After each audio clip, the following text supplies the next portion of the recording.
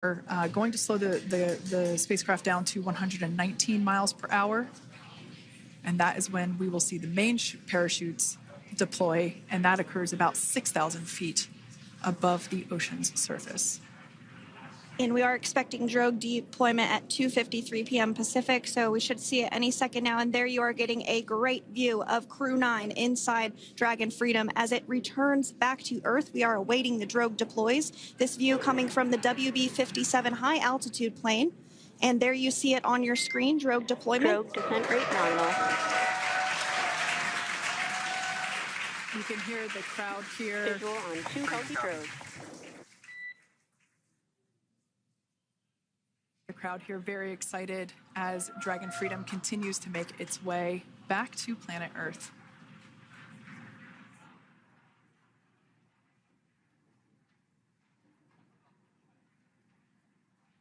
Next up, we'll stand by for the main deployment of the parachutes.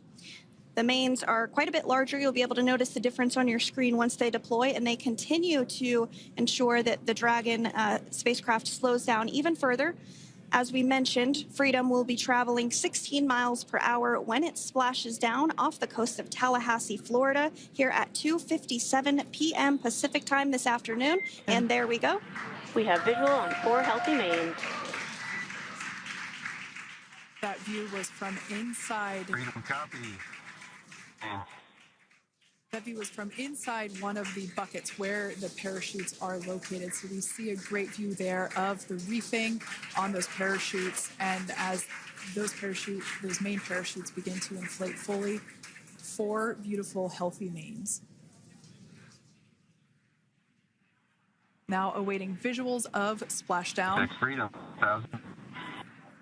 We'll start to hear Commander Nick Hague. Copy, 1,000. As we heard right there, Commander Nick Hague will be calling out the altitude of the Dragon capsule from here on out. Landing in water is simpler and provides more margin against unlikely parachute issues. You can see those parachutes continuing to slow the Dragon capsule down. And if you're just joining us, you're looking at 800 meters. A live view of Crew 9, just minutes away from splashing down off the coast of Tallahassee, Florida. Splashdown 2 minutes from now at 2:57 p.m. Pacific. We do have 4 healthy mains really doing the job there. Just breathtaking views of a calm, glass-like ocean off the coast of Tallahassee, Florida. Crew 9 just minutes away from splashing down. This is really such an incredible shot. Copy, 600. That was a live view from our recovery vessel, Megan, which is stationed a couple miles away from the splashdown site. We can see the crew there using their restraints as resting places for their arms. They were just in space moments ago, so their arms were able to float freely. 400 meters. This is a gorgeous bluebird day here that we have for the splashdown of Crew 9. It's incredible to think that the Dragon capsule just minutes ago was going over 17,000 miles per hour and now gently coasting to a soft splashdown. 200.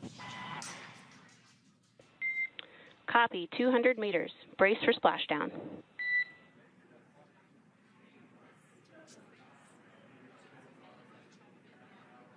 As you can see there on your screen, continuing to monitor progress of the Dragon spacecraft.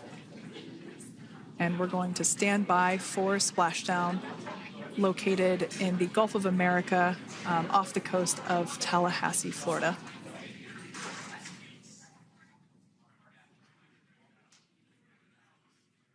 And splashdown. Crew 9 back on Earth.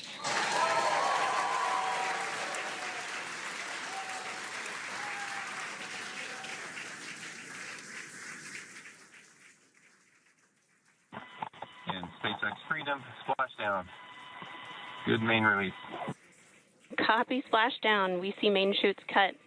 Nick, Alex, Butch, Sunny, on behalf of SpaceX, welcome home.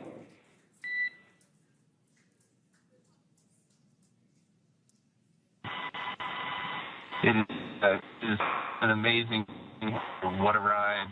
I see a capsule full of grins ear to ear.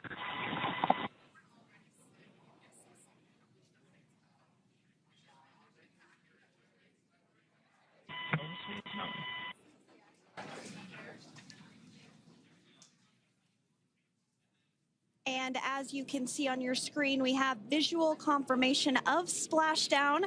Dragon Freedom has returned home, and NASA astronauts. System safety verifications are in progress. We'll report back when recovery personnel are en route.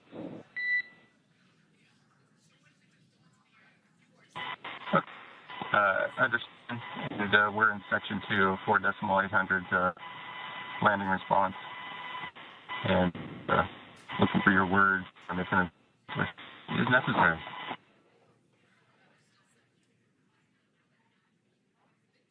In the distance, we can see the recovery vessel making its way. Copy, you're in section 2 for the environmental assessment in 4.800. That is not necessary today. Understand. Raising button. So we will continue to have communications between the Corps and Nick Hague, the commander of Crew Dragon Freedom, which just splashed down 2 minutes ago off the coast of Tallahassee, Florida. Dragon Freedom has returned home with NASA astronauts Nick Hague, Sonny Williams, Butch Wilmore, and Roscosmos cosmonaut Alexander Gorbunov. They're back on Earth after approximately 17 hours of a return journey from space. The SpaceX recovery ship and team have been waiting for Dragon's splashdown, and they will now make their way to the splashdown location. The teams have been ready and waiting about 3 nautical miles away, so it's going to take them about 30 minutes or so to make their way and to SpaceX Freedom. Pretty sure we're in stable 1.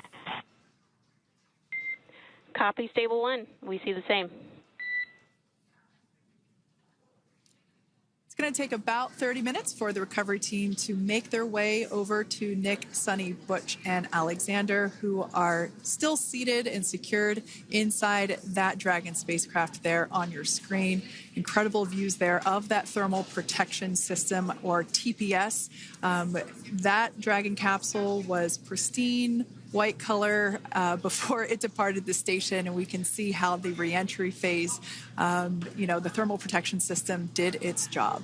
Now, if you're wondering what that hole, that like bucket area is, that is underneath the side hatch. That is where the main parachutes were stored. So when we saw the Dragon capsule docked at station, it looked very different. The panel that protects and covers the main parachutes, that was still intact, as well as the panels that enclose where the drogue parachutes are located.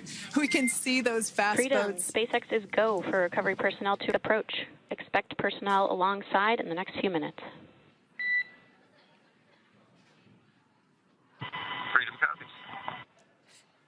We can see those fast boats. We weren't kidding when we said they were fast. While it does take about 30 minutes for the main recovery vessel to make its way over to the capsule, these fast boats will be doing a couple of things simultaneously. A couple of them are going to be working to retrieve the parachutes that you see in the background there of this drone shot. Those parachutes will be retrieved from the ocean surface. We want to make sure we are able to pull those out. The recovery vessel there closest to the spacecraft is going to be performing some safety checks.